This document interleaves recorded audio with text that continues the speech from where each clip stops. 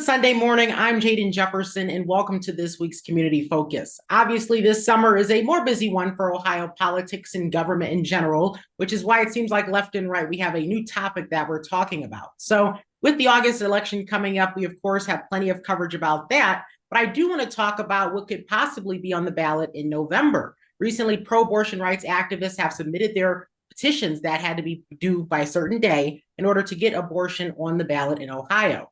And now joining me right now is Schmidt, who is a pro-abortion rights activist. Thanks for joining me.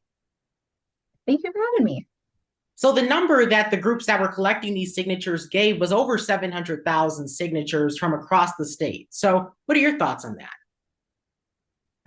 I am just so impressed by how everyone came together and got this done. I mean, we only had, a couple of months to pull together this extremely large amount of signatures. So I'm actually just really blown away by the fact that we collected over 700,000, because I believe we were really looking to get, I think it was like 413,000. So I mean, obviously we really went above and beyond with our signature collection. So yeah, I'm super happy with how this turned out. Yeah. And for people that may or may not have been following the situation, or maybe didn't run into anyone who was collecting those signatures, when people had signed and put their name in, what were they putting their name on? Right. Okay. So if you whether you signed a petition or not this spring and summer, what you were signing was we are going to, in November, we will be voting on whether we want to enshrine abortion protections in our state constitution. So, and the reason that we're doing that is because, as we all know, a year ago, the Supreme Court decision came down and we no longer have that federal protection for abortion. And so the people of Ohio decided, well, the only way for us to do this now is to enshrine it in our state constitution.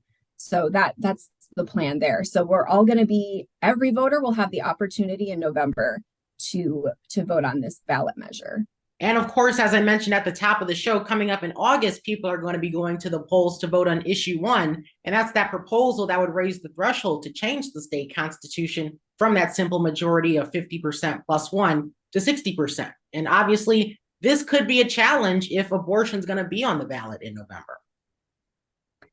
Yes, we really need everyone who signed a petition and who is planning to vote in favor of abortion protections in November. We really need you all to come out August 8th and vote no on issue 1, because that's really going to determine whether we are able to successfully pass this abortion protection constitutional amendment in November, because we've seen in other states that getting 50% of the vote is definitely possible. 60% is a much harder threshold for us to pass. And that's the whole reason that the Republicans in the state legislature really wanted to sneak in this August election. It's pretty sneaky. It's pretty underhanded, frankly.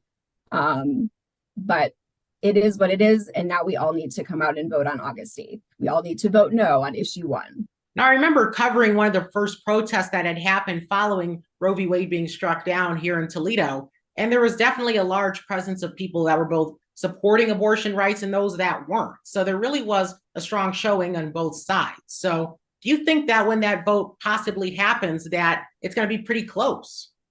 I think the 50% we can get no problem. It's the 60% that I am maybe a little bit concerned about.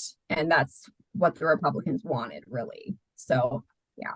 I think, it is kind of up in the air, isn't it? It's so important that we all get out and vote. It's so important that if you support abortion rights in Ohio, that you get out in August and in November, because we really need everyone to vote no in August and everyone to vote yes in November in order to kind of clear these hurdles and enshrine abortion rights in our state constitution. You were one of the people that were collecting the signatures to get abortion on the ballot in November. So just from that process, what was kind of the tone that you were getting from people when you were approaching them for signatures? I have to say that people were extremely supportive. I had very few people who were combative with me at all. Most people that I asked were extremely happy to sign. And most people said, I'm glad that you guys are doing this. I mean, there's honestly like a lot of support, and I figured that there would be, but it actually even exceeded my expectations, really. Well, it is, of course, going to be a busy election season for plenty of groups here in the state of Ohio coming up for sure. Megan, thank you so much for your time. I appreciate it. Thank you. Happy to talk with you today.